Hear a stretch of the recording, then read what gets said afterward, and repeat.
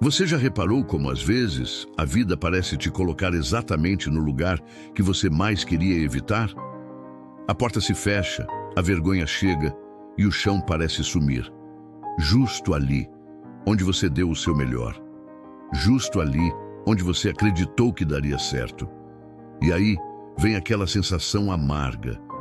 Será que tudo isso foi à toa? Mas e se eu te dissesse que é justamente nesse cenário que Deus prepara a reviravolta? A verdade é que o céu tem uma lógica própria, e ela é contraintuitiva. O que parece derrota, para Deus, é ensaio de vitória. Enquanto você lamenta a humilhação, o Espírito Santo está arquitetando um redirecionamento. O que os outros chamam de fracasso, Deus chama de fundação. Porque antes de colocar você no topo, Ele te ensina a não se perder no caminho. Tem gente que não entende. Acha que se foi Deus, então não teria dor, não teria rejeição, não teria queda. Mas a Bíblia está cheia de histórias que nasceram da humilhação. José no cárcere, Davi sendo desprezado, Esther vivendo como órfã. E todos eles viram o cenário mudar, porque permaneceram firmes na promessa, mesmo quando tudo ao redor gritava o contrário. Este vídeo não é para quem vive no palco, é para quem está nos bastidores. É para você que foi rejeitado, desacreditado, mal interpretado. É para quem já ouviu, acabou para você. Mas deixa eu te contar um segredo do reino. O mesmo lugar onde zombaram de você será o lugar onde vão ver Deus te levantar. E isso pode acontecer mais rápido do que você imagina.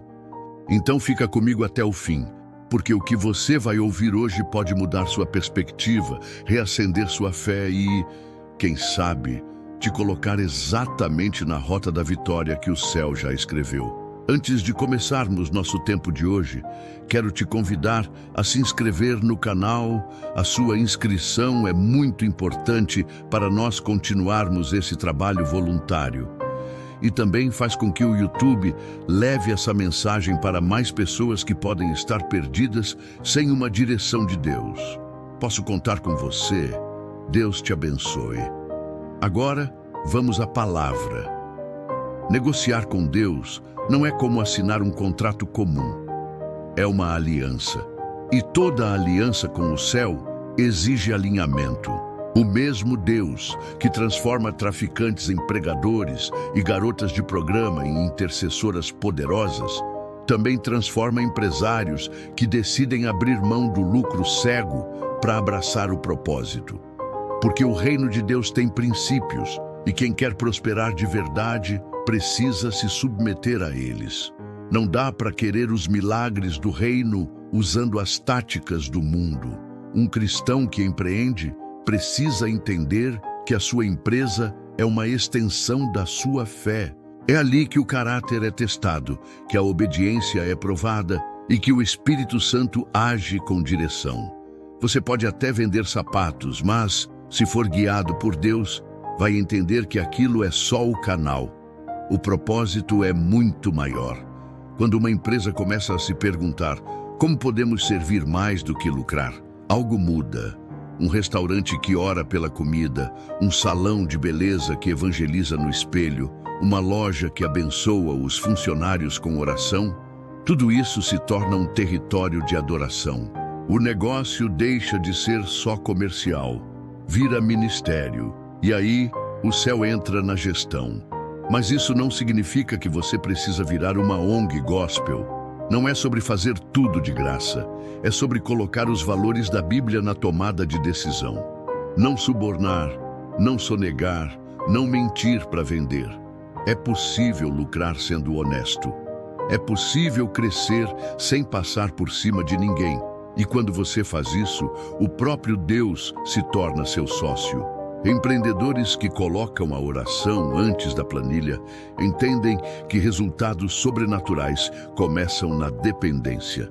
Eles buscam a vontade de Deus em cada passo.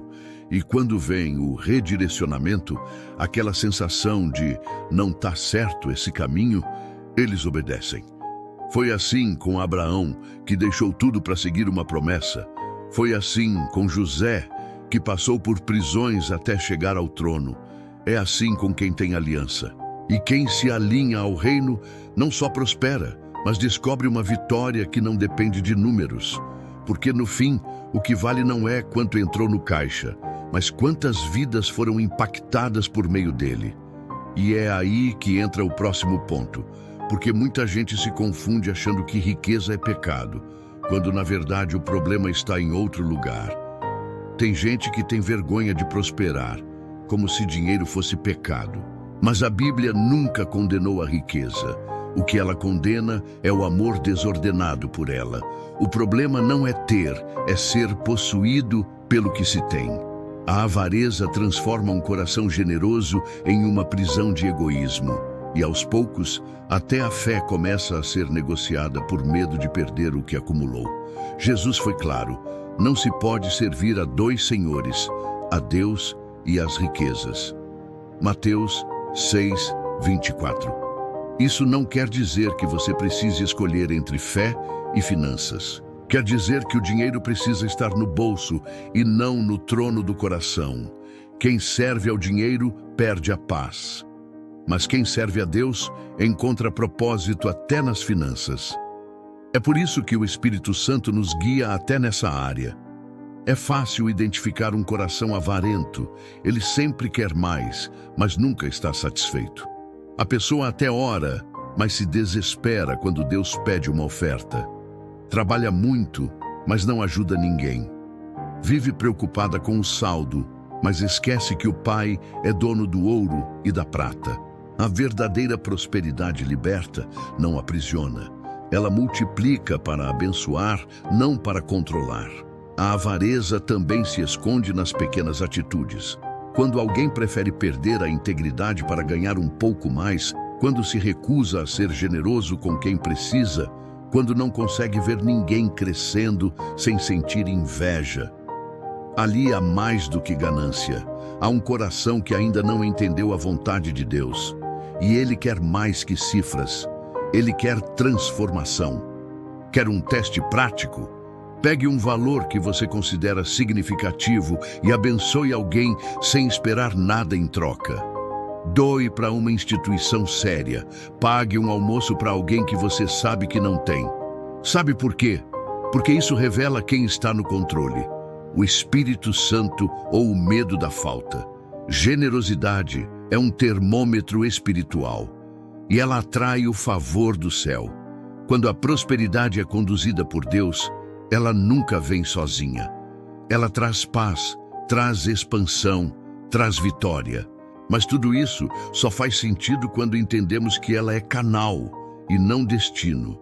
Porque o que vem a seguir muda completamente a forma como você enxerga o acúmulo e mostra o que Deus realmente espera de quem prospera. Muita gente acha que prosperidade bíblica é sinônimo de guardar até não caber mais. Mas a lógica do reino é completamente diferente. Deus não está procurando acumuladores, e sim condutores. A verdadeira prosperidade é como um rio. Se estagnar, apodrece. Mas se fluir, dá vida por onde passa. O justo é comparado a uma árvore plantada junto às águas. Ele recebe, mas também transborda. Em 2 Coríntios 9:8 está escrito que Deus pode fazer que toda graça seja abundante, para que em todas as coisas vocês tenham tudo o que precisam e transbordem em toda boa obra. Ou seja, não é só para você, é para você e através de você. A conta não é só para pagar boletos, é para financiar sonhos que vêm do céu. Deus quer que você tenha mais do que o suficiente, mas não para ostentar, para servir. Quando entendemos isso, o acúmulo perde o sentido. Já viu gente que tem muito, mas vive com medo de perder? É porque virou cisterna. Guarda, mas não compartilha. Já quem flui como um rio, experimenta milagres frequentes. Oferece cesta básica hoje e amanhã recebe um contrato inesperado. Abençoa um ministério em silêncio e depois testemunha portas abertas onde ninguém imaginava. Quer viver essa abundância?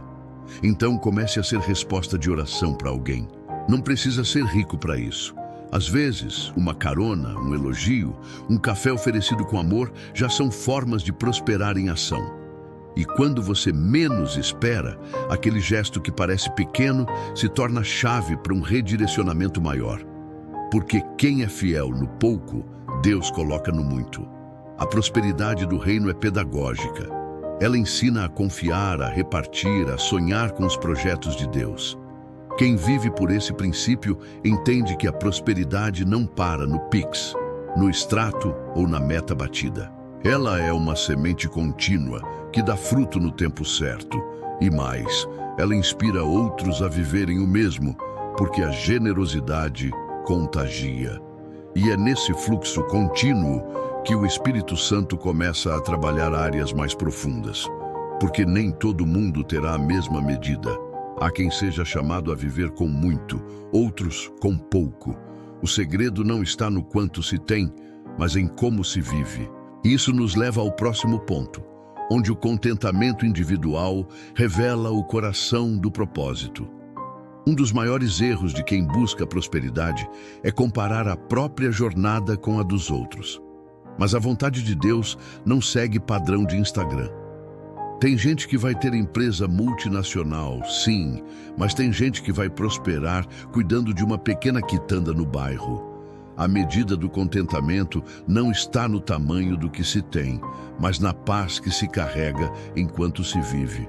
Em Filipenses 4:12, Paulo diz: sei estar abatido e sei também ter abundância. Em toda maneira e em todas as coisas estou instruído. Isso não é conformismo.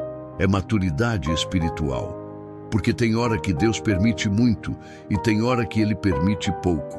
Para ensinar, para preparar, para proteger, a chave é entender o tempo e confiar no propósito. A comparação mata a gratidão. Conheci um homem que vendia lanches na rua, sempre sorridente, sempre falando de Jesus. Um dia perguntei se ele não sonhava com algo maior. Ele disse: meu sonho é obedecer a Deus, seja onde for. Aquilo me marcou, porque ele entendeu o contentamento como uma paz que não depende de circunstância. E quando a pessoa vive assim, o Espírito Santo encontra espaço para agir. Isso não significa se acomodar. Contentamento é estar em paz com o que se tem enquanto se trabalha pelo que Deus ainda vai fazer. É possível crescer sem ansiedade. É possível sonhar sem se frustrar. E quando você entende isso, descobre que não precisa provar nada para ninguém. A Bíblia ensina a plantar no tempo certo e colher no tempo certo. Não o que os outros colhem, mas o que Deus separou para você. Algumas pessoas serão chamadas a abrir mão de certas conquistas, outras a abraçar grandes responsabilidades. Cada chamado tem seu peso. E a comparação, de novo, só atrasa. Quer um exercício prático?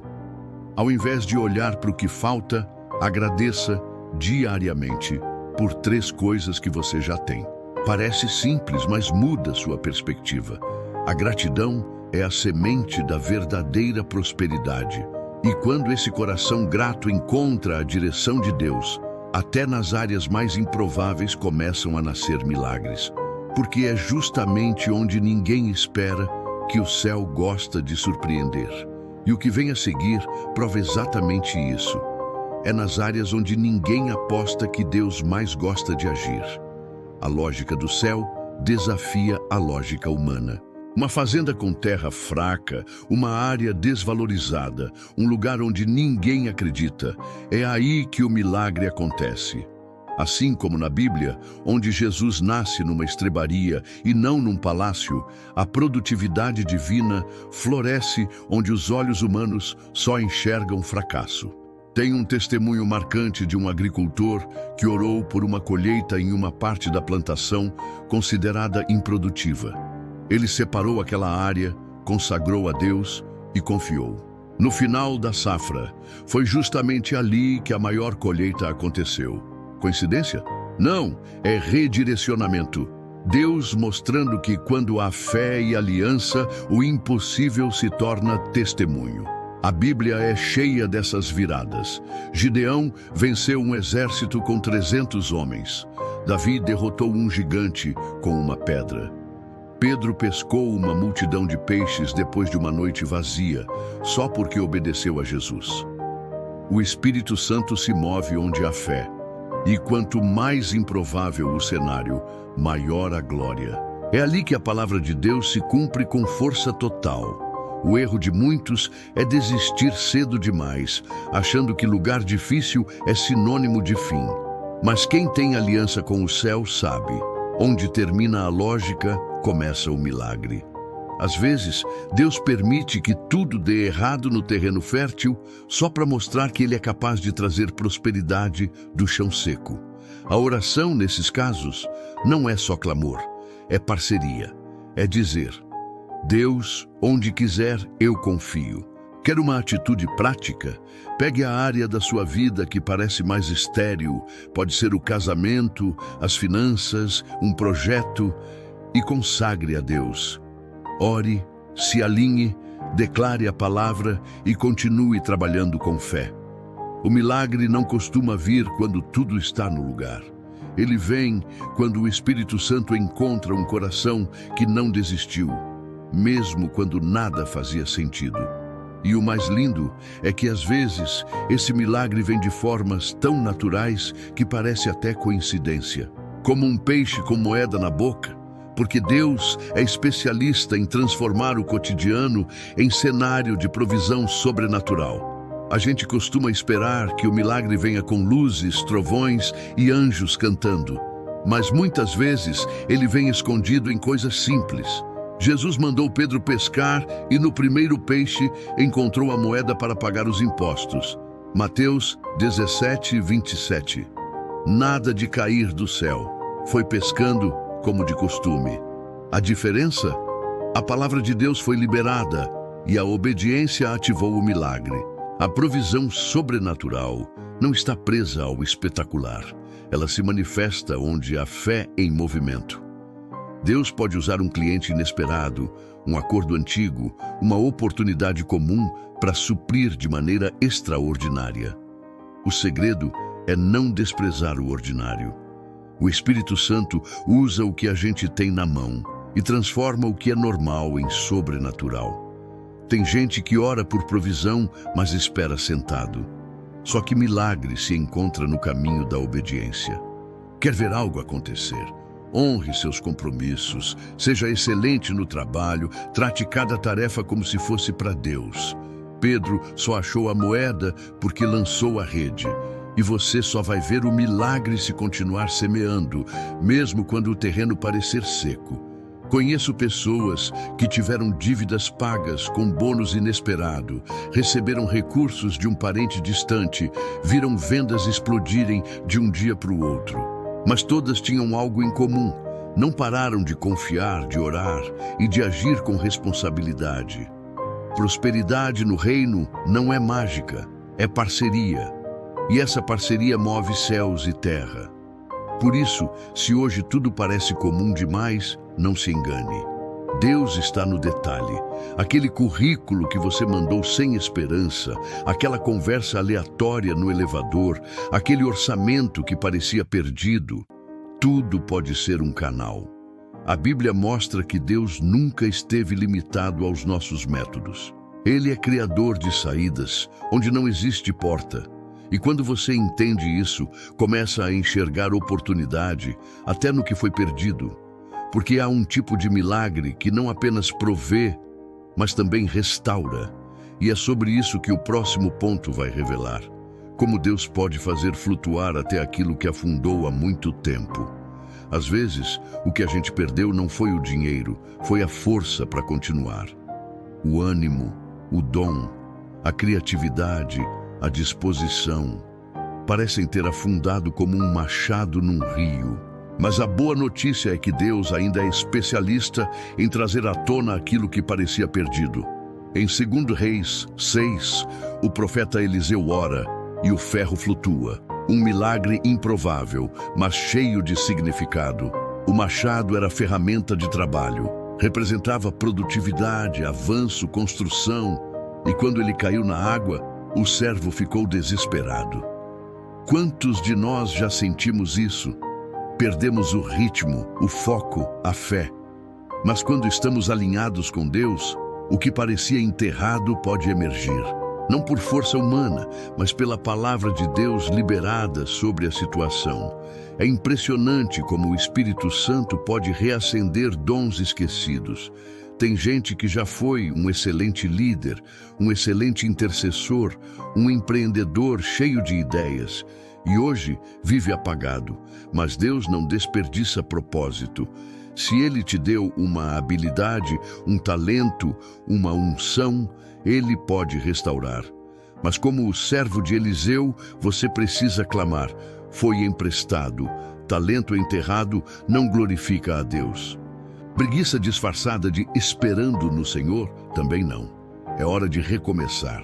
Faça um curso, reative contatos antigos, volte a sonhar com aquele projeto, mas faça isso debaixo de oração.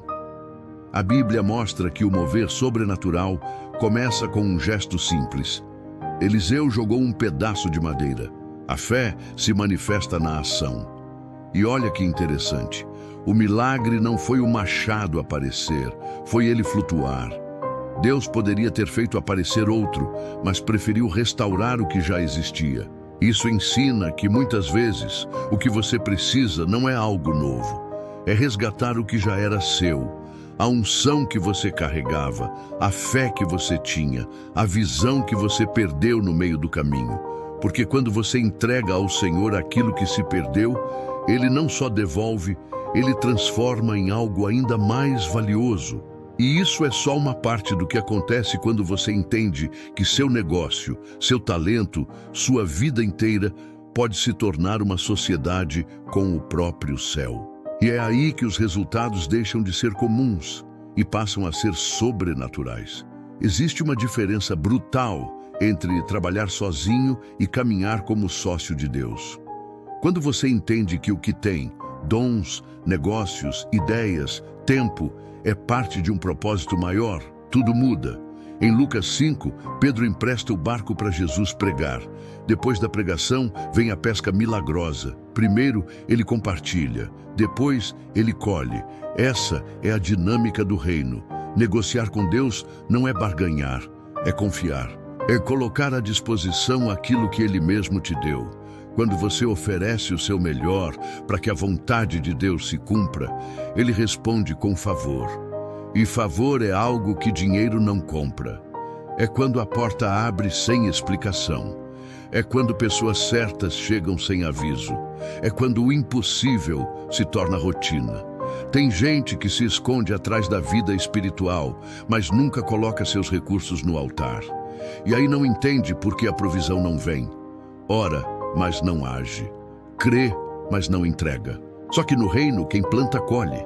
Seja tempo, talento ou tesouro, tudo o que é colocado nas mãos de Deus volta multiplicado.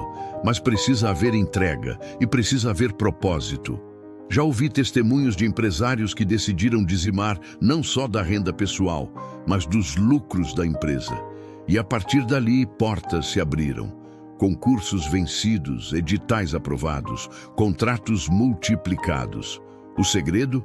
Aliança. O Espírito Santo não se limita a púlpitos. Ele é excelente em gestão, mas ele só governa onde há espaço para ele reinar. Você pode começar pequeno. Consagre seu negócio. Ore com os funcionários. Separe uma porcentagem para ajudar causas alinhadas ao coração de Deus. Abençoe missionários. Financie conteúdo que transforma vidas. Cada atitude dessa é como uma semente plantada num solo fértil. E no tempo certo, a colheita vem. Porque Deus honra quem o honra. E quando isso acontece, os resultados não são só financeiros. São sociais, espirituais, familiares. A bênção se espalha. A paz se instala, o nome de Jesus é glorificado. E aí, o que parecia apenas um empreendimento se torna uma plataforma de transformação. Porque quando Deus é o sócio principal, o impacto vai muito além do faturamento. vai direto ao coração da sociedade. A maior promessa não é sobre riqueza ou fama, é sobre viver alinhado com o propósito de Deus e, a partir disso, ver o céu se manifestar na terra. Salmo 144 descreve uma realidade onde filhos crescem fortes, celeiros se enchem, o rebanho se multiplica e não há grito de angústia nas ruas. Mas tudo isso é consequência de uma vida dedicada ao reino, não aos próprios desejos. Tem gente correndo atrás de bênção, mas ignorando o propósito. Quer prosperidade sem missão, vitória sem direção. Só que o verdadeiro sucesso no reino é consequência de uma vida submissa à palavra de Deus. É a oração sendo praticada, o Espírito Santo tendo liberdade para agir, e os dons sendo usados como instrumentos de impacto. Isso não se aprende num curso, se vive no secreto. Quando Deus encontra alguém que trabalha para realizar seus planos, Ele abençoa de maneira integral. O casamento floresce, os filhos prosperam, o negócio cresce com saúde. A cidade ao redor sente a diferença, porque o propósito de Deus nunca abençoa só uma pessoa. Ele transforma contextos. Um homem alinhado pode mudar a rota de uma família inteira. É por isso que tanta gente trabalha e não sai do lugar. Porque o esforço sem propósito é como remar contra a maré.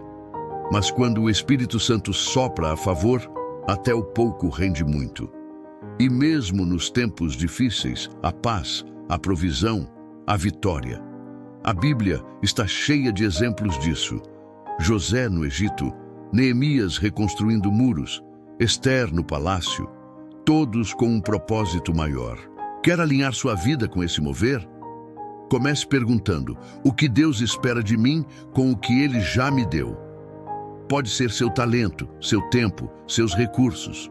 Comece pequeno, sirva alguém, ensine algo, apoie uma causa justa e faça isso com excelência, como para Deus. Porque é nesse lugar de entrega que o favor se multiplica e os milagres acontecem. E se você chegou até aqui, provavelmente já entendeu. Deus não quer só te dar algo. Ele quer te transformar em alguém. Alguém que vive com propósito, prospera com sentido e influencia com sabedoria. E agora que percorremos tudo isso, chegou a hora de falar sobre o lugar onde tudo começa. O lugar da sua humilhação.